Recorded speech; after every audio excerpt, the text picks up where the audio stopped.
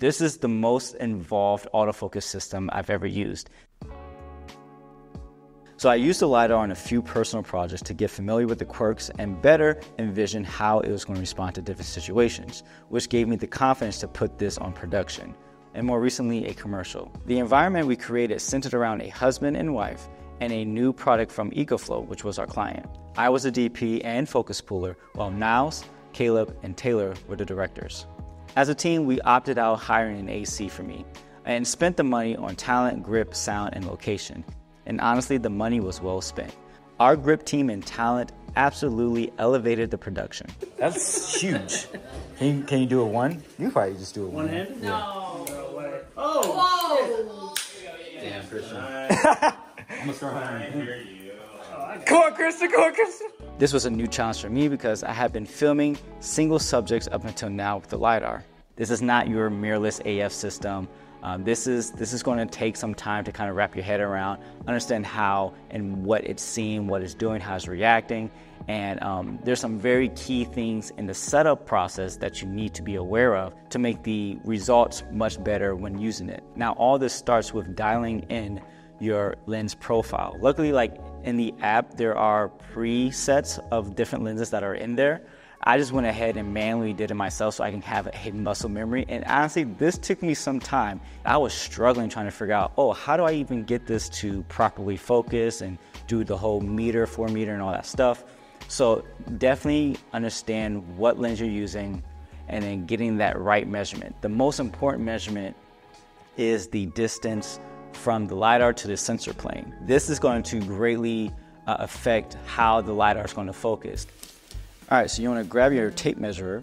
This is pretty standard. This one here, you have your top row in feet and your bottom row in centimeters. Again, this is going to be super important to get this as close as you can or dead on. My witness mark is kind of tucked away back here. And so let's see, we have roughly about 100 millimeters, which is, that's 10 centimeters there. And so I would dial that into the distance meter of the LiDAR system. So I did opt in to use my Marvel over the XH2S simply because I use a ready rig. The ready rig has a certain weight minimum, which is about 15-ish pounds. And so the rig was going to be well over that for my build. And that allows me to kind of fluidly get the right tension and everything for that. So, which was great because then I can actually use this top plate that I had not used in a while. It's from Mid 49. They have two lengths. This is the smaller one, but this allows me to attach the quick release system from Condor Blue. And then I could pop this on there. And then it allows me to push and pull wherever I need this LiDAR. Now, there's a longer one, like I said, and it's coming in the mail, and that's gonna be great because I can get it to a position exactly where I need to with longer lenses. And so see here, you can push this, move it forward, move it back, and then tighten that in. And then of course you can have the clearance with your matte box and everything. I still like the idea of attaching it directly to the lens for things that are not gonna be changing as much, but this is the next best solution to get it as closest to the lens and get the right distance and everything measured out as well. Now, once that is set, to get a human-like focus pull, it depends on two settings. The motor torque, which is high, medium, and low, and the tracking sensitivity, which ranges from 1 to 5. 1 being the slowest, 5 being the most sensitive. Now, my settings were medium torque and number 2 tracking speed.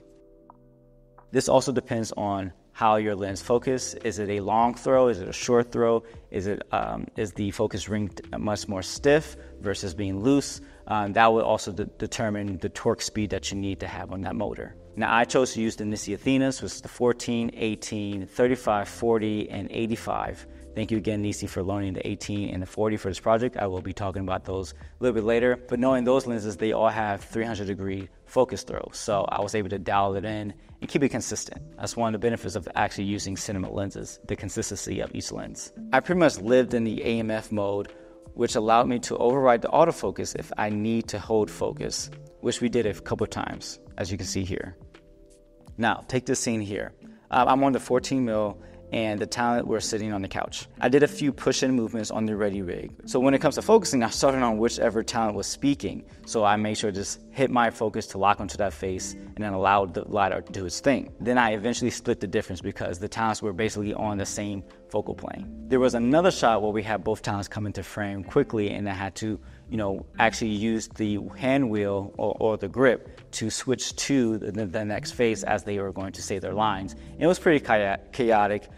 We did stop down quite a bit. That helped a little bit for me, but just a quick rant. Something I noticed with some of the questions when I had posted that little reel of me holding the 14mm lens and the LiDAR, the comment was, everything's in focus with a wide-angle lens, so say at 14mm.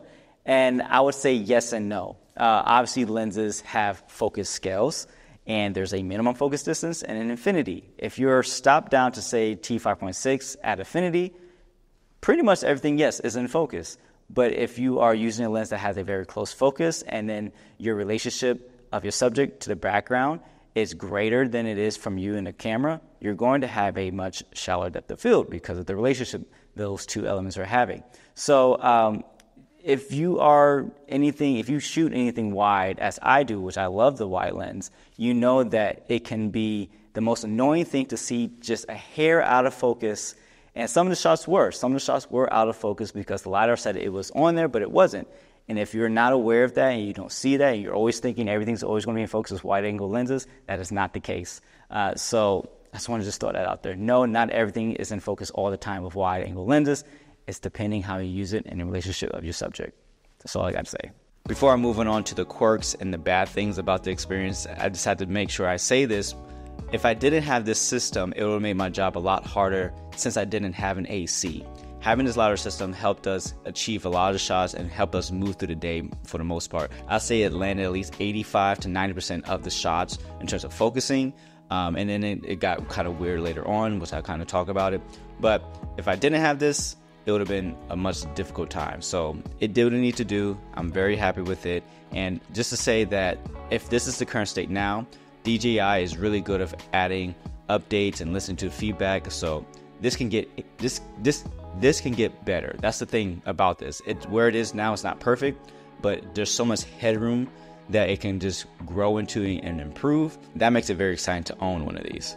Another thing I want to kind of touch on is the involvement, like I was saying. Aside from all the setup that is very involved, this system does cater to itself having a two-man kind of crew, just in case of those things that you as a solo operator run into, like where the LiDAR says is in focus, but it's not. That's where whoever's in the AC can be on that unit and kind of make that micro adjustment or override what you're doing. That would have been nice, and I think that's what I need to do pairing up. Now you might say, oh, what's the point of having that? Is this supposed to do everything? It's really not. It makes the job easier, but like I said, it is way more involved, and you still want to nail the shot. You don't want to put your trust into autofocus. Right? I was kind of split 50-50, and having that option to kind of override it does help, but it's even better to have an extra pair of eyes on a screen that can look critically. It's different from a director. Everybody, Niles, Taylor, Caleb, they all have monitors, but they're looking at it from a different eye for the performance, from camera movement, camera language. Focus is going to be kind of low bar, so that's really up to me. But if I'm, focusing on the camera and focusing on the talent and make sure the LiDAR is focusing, it's nice to have another pair of eyes who are just looking at the focusing and make sure everything's sharp. I know that's a little ranty, but again, just don't put all your faith in autofocus in general. This is a step up in how this is going to be used on set.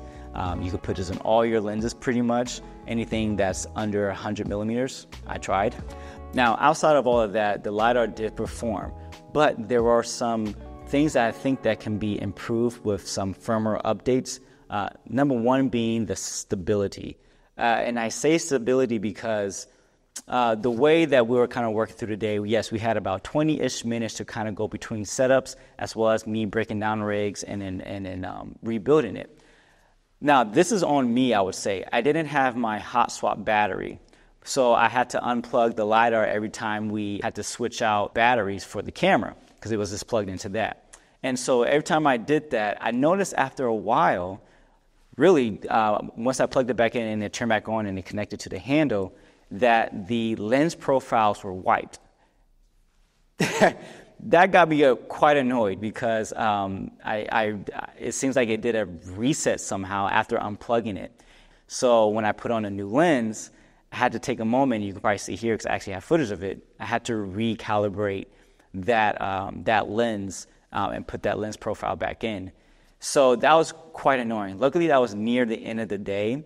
But I noticed the more and more I kind of unplugged and plugged it back in, plugged in and plugged it back in, when I was switching the battery, it became more finicky. Like I said, I would take responsibility for the fact that I should have had a hot swap so I won't be turning it on and off.